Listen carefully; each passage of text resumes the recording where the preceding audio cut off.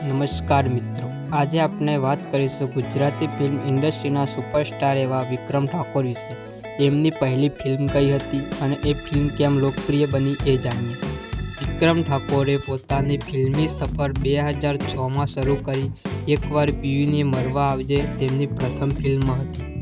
આ ફિલ્મમાં એની દેશી ગામડાની કલા અને પ્રેમ કહાની દર્શાવવામાં આવી હતી, જે સીધી લોકોના દિલને સ્પર્શી ગઈ. ખાસ કરીને ગામડાના યુવાનોમાં એ ફિલ્મ ખૂબ લોકપ્રિય બની. આ ફિલ્મ સુપરહિટ રહી હતી અને એની સાથે જ વિક્રમ ઠાકોરને લોકો લોકપ્રિય હીરો કહેવા લાગ્યા. આ પહેલી જ ફિલ્મ એમના જીવન માટે સફળતાની સીડી રૂપે સાબિત થઈ. તો મિત્રો, આ હતી વિક્રમ ઠાકોરની પહેલી ફિલ્મ એકવાર પીયુને મળવા આવજેની રસપ્રદ માહિતી. જો તમને વિડીયો ગમ્યો હોય તો લાઈક કરો, શેર કરો અને આવી જ ગુજરાતી એક્ટર વિશે રસપ્રદ માહિતી માટે ચેનલને સબસ્ક્રાઈબ કરો. તમારા ફેવરેટ એક્ટરનું નામ કોમેન્ટમાં જરૂરથી જણાવજો. જય માતા.